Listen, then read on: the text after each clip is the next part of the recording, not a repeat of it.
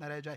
عزیزان کافی ساری چیزیں ہیں جو امام کے حوالے سے بیان کی جائے. میں اینڈ میں فقط امام کی ایک ول کے چند پوائنٹ آپ کی خدمت میں عرض کرتا ہوں کہ جو میرے امام نے اپنے بابا علی ابن ابی طالب کی طرح زہر ملنے کے بعد اور بدن سے روح نکلنے سے پہلے میں جب ایک شخص نے امام کو آ کر کہا ہے یبن رسول اللہ اذنی، اے فرزند رسول مجھے موعظہ کریں، مجھے ایڈوائز کریں، وہاں امام نے چند ایک چیزیں اس کو ایڈوائز کی ہیں. میں وہ آپ خدمت میں عرض کرتا ہوں. اب مل کر ایک صلوات پڑھ لیں.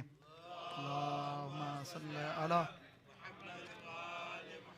یعنی اتنے پیارے پوائنٹ ہیں اس کے اندر جو امام علیہ الصلوۃ والسلام نے اس بندے کو ایڈوائز کیا ہے. حالت یہ تھی کہ جب یہ بندہ آیا ہے نا، اس نے امام کو دیکھا ہے، امام زہر مل چکا تھا، تکلیف میں تھے. یہ بندہ امام کو دیکھ کر کہا، اس نے پہلا جملہ یہی کہا، اے فرزند رسول طبیب سے علاج کیوں نہیں کرواتے؟ میں دیکھ رہا ہوں آپ تڑپ رہے ہیں. امام نے جواب دیا، موت کا بھی علاج ہوتا ہے کیا؟ کیا موت کا بھی علاج ہوتا ہے؟ میں قریب موت ہوں، قریب ہے. جو زہر مجھے ملا ہے اس کے بعد بچنے کے چانسز نہیں ہیں. پھر یہ بیٹھا ہے اور بات کی ہے. پھر امام علیہ الصلوۃ والسلام نے اس نے کہا کہ یبن رسول اللہ اذنی، مولا مجھے ایڈوائز کریں، مجھے موعظہ کریں. اچھا اب اس سے پہلے ایک نقطہ میں عرض کرتا چلوں، اس سے پہلے کہ امام اس کو ایڈوائز کریں، امام علیہ الصلوۃ والسلام نے عجیب سی ایک بات کی. امام علیہ السلام نے فرمایا کہ اے جنادہ، جنادہ ابن معاویہ اس کا نام تھا، جنادہ کے ساتھ روایت آئی ہے کہ اے جنادہ، اللہ کے رسول نے اس دنیا سے جانے سے پہلے ہمیں بیان کر دیا تھا کہ ہمارے اوپر کیا تکلیفیں آئیں گی. اے جنادہ، اللہ کے رسول نے بتا دیا تھا کہ رسول خدا کے بعد اس کے 12 جانشین اور خلیفہ ہیں، 11 امام علی و بطول سے ہیں اور کسی سے نہیں ہیں، اور وہی دنیا کے اندر لوگوں کو ہدایت کی طرف اور راہ مستقیم کی طرف لے کے جائیں گے.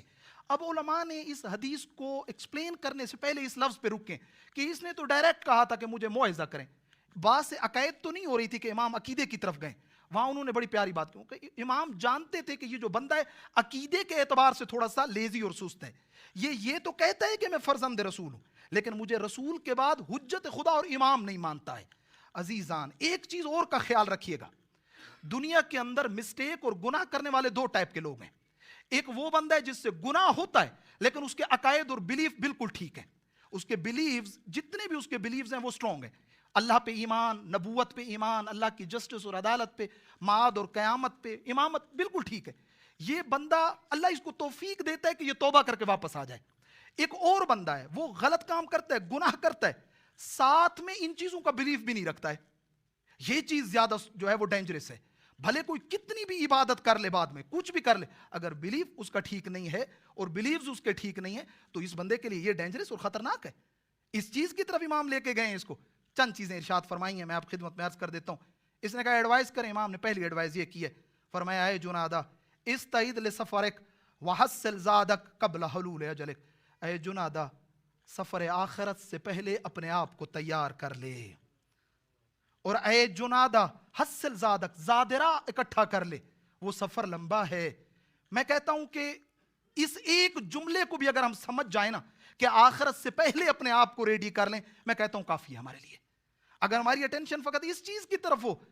عزیزان میں ایک چھوٹی سی بات کروں گا اور بات کو آگے بڑھاؤں گا. اگر آج ہمیں کہا جائے کہ 1 گھنٹے کے بعد آپ کو خدا کی طرف جانا ہے، ہم میں سے کتنے لوگ ریڈی اور آمادہ ہیں؟ ہم ریڈی نہیں ہیں، آمادہ نہیں ہیں.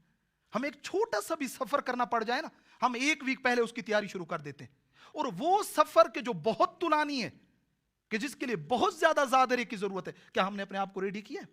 نہیں عزیزان، وہ سفر طولانی ہے.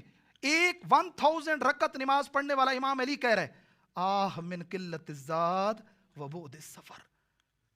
زادرہ کم ہے، 1051 رکعت نماز پڑھنے والا، زادرہ کم ہے اور سفر طولانی ہے. عزیزان ابھی تک بھی حضرت آدم برزخ کی زندگی میں سفر آخرت طولانی ہے. میرے پاس کیا ہے، میں نے اب تک کیا اکٹھا کیا ہے؟ پہلی چیز امام نے کہا کہ اے جنادہ اس چیز کی طرف خیال کرنا، موت سے پہلے سفر کی تیاری کر لے اور اس سفر کے لیے جو چیزیں ضروری ہیں ان کو ریڈی کر لے. یہ پہلا جملہ. دوسرا وَعْلَمْ أَنَّكَ تَطْلُبُ الدُّنْيَا وَالْمَوْتُ يَطْلُبُكَ. جان لے آئے جنادہ، تو دنیا کے پیچھے بھاگ رہا ہے اور موت تیری طرف بڑھ رہی ہے. موت تیری طرف بڑھ رہی ہے، تو جلدی میں ہے، تو چاہتے دنیا زیادہ کٹ جبکہ موت تیری طرف آ رہی ہے. اور اے جنادہ یاد رکھنا، بہت سارے لوگ تھے جنہوں نے اپنا کل کا پلان کیا تھا لیکن کل دیکھا نہیں. بہت سارے ایسے تھے جنہوں نے بڑے بڑے پروجیکٹ جو ہے وہ کیے ہوئے تھے لیکن پروجیکٹ کمپلیٹ نہ کر پائے. بڑی بڑی بلڈنگز بنائی تھیں لیکن وہ بلڈنگز کھڑی ہو گئیں، صاحب ہی مر گیا، مالک ہی مر گیا، کوئی آگے لے کے جانے والا نہیں تھا۔ اے جنادہ ایک چیز کا خیال رکھنا، اتنا دنیا کی طرف بڑھ کہ جتنا تجھے دنیا کی ضرورت ہے۔ یہ تیسرا جملہ امام نے فرمایا وَلَا تَحْمِلْ هَمَّكَ يَوْمَكَ الَّذِي لَمْ يَأْتِ عَلَيْهِ۔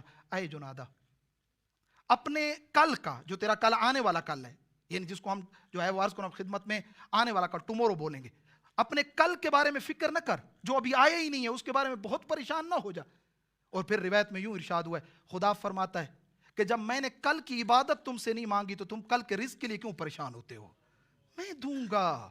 میں نے کہا ہے کہ کل فجر کی نماز آج ابھی پڑھ لو، نہیں، اگر کوئی بندہ آج دنیا سے چلا جاتا ہے کل کی نماز کے بارے میں نہیں پوچھا جائے گا اس سے، ضروری نہیں ہے عزیزان موت۔ یہ تیسرا جملہ امام علیہ السلام نے ارشاد فرمایا۔ یہاں پر آپ آئیں اور اسی کی طرف نگاہ کریں کہ خداوند متعال یہی کہہ رہا ہے، یہ تیسرا اور چوتھی ویل امام علیہ السلام نے یوں ارشاد فرمائی، فرمایا ایک چیز کا خیال رکھنا، جتنا بھی تم جمع کر لو گے نا، دو حالتیں ہیں، یا ان کو یوز کر لو گے یا نہیں کر سکو گے، اور زیادہ تر نہیں کر سکو گے۔ اگر تم بہت زیادہ اکٹھا کر بھی لو تم نہیں بچو گے کہ اس کو یوز کرو، تو پھر تمہاری حالت کیا ہوگی؟ امام فرما رہے ہیں کہ تم دوسروں کے لیے کیشیئر بن جاؤ گے، دوسروں کے لیے خزانہ دار بنو گے، دوسروں کے لیے جمع کر کے جا رہے ہو، خود کے لیے نہیں کر رہے ہو۔ خیال کرنا آخرت کے لیے وہ کرو گے وہ تمہارے لیے جمع ہوگی۔ اس کے بعد امام نے اگلا جملہ فرمایا اے جنادہ جان لو اس دنیا کے حلال میں حساب ہے اور حرام میں عذاب ہے اور شبہات میں عتاب اور سزا ہے۔ حلال یعنی انسان کے پاس، میں ایک چھوٹی سی مثال دوں، ہمارے پاس ایک مال آتا ہے، اس مال کے اندر تین حالتیں تصور کی جا سکتی، یا مجھے پتہ ہے یہ مال میرا ہے، یا مجھے پتہ ہے یہ مال میرا نہیں ہے۔ کلیئر سی بات ہے، میرا ہے تو میرے لیے حلال ہے، میرا نہیں ہے تو میرے لیے حرام ہے۔ ایک تھرڈ حالت ہے، مجھے پتہ نہیں چل رہا یہ میرا ہے یا میرا نہیں ہے، اسے کہتے ہیں شبہات۔ امام نے اس جملے کو بھی اگر آپ کو شک ہے کہ یہ آپ کا ہے یا آپ کا نہیں ہے، فرمایا چھوڑ دو، تم اس کو ہاتھ بھی مت لگاؤ جس چیز کا تمہیں پتہ نہیں ہے تمہارے لیے جائز ہے یا تمہارے لیے جائز نہیں ہے، اس چیز کا جو ہے وہ خیال رکھا جائے۔ اس کے بعد امام فرماتے ہیں یہ پیارا جملہ ہے، بس یہ دو آخری لائنیں، فرمایا وَعَمَلْ لِدُنْيَاكَ كَأَنَّكَ تَعِيشُ أَبَدًا۔ اے جنادہ دنیا کے لیے ایسے کام کرو جیسے تم نے ہمیشہ دنیا میں رہنا ہے، اور آخرت کے لیے ایسے کام کرو جیسے کل تم نے مر جانا ہے۔ سمجھ آئیے بات کی؟ امام یہ بات سمجھانا چاہ رہے ہیں، جب انسان کو پتا ہو کہ اس کے پاس بہت سارا ٹائم ہے ایک چھوٹے سے کام کرنے کے لیے، تو آپ کو پتا ہے وہ تھوڑا سا کام کر لے گا پھر چھوڑ دے گا۔ فرمایا دنیا کے لیے ایسے کرو اور دنیا کو ایسے اکٹھا کرو کہ تمہیں موت ہی نہیں آنی ہے، بہت ٹائم پڑا ہے ابھی تمہارے لیے، بہت جلدی نہ کرو دنیا کے لیے، بہت ہرس نہ کرو دنیا کے لیے، ہاں آخرت کے لیے ایسے کام کرو جیسے تمہارے پاس آج کا دن ہے۔ سارے حق ادا کر لو، حق اللہ بھی گردن پہ نہ رہے، حق الناس بھی گردن پہ نہ رہے، کسی کے حوالے سے کوئی ناراضگی بھی آپ کے اوپر نہ رہے، کلیئر ہو کے جاؤ اس دنیا سے۔ اس کے بعد اگلا جملہ فرمایا کہ اے جنادہ اگر چاہتے ہو تمہیں دنیا کی عزت ملے اور اگر چاہتے ہو تمہیں دنیا کے اندر پاور اور قدرت ملے، جنادہ دو کام کر لو، گناہ اور معصیت کی ذلت سے نکل کر اللہ کی اطاعت کی عزت میں آ جاؤ۔ اگر چاہتے ہو کہ خدا تمہیں عزت دے اور چاہتے ہو کہ اللہ تمہیں پاور دے تو یہ دو کام کرو۔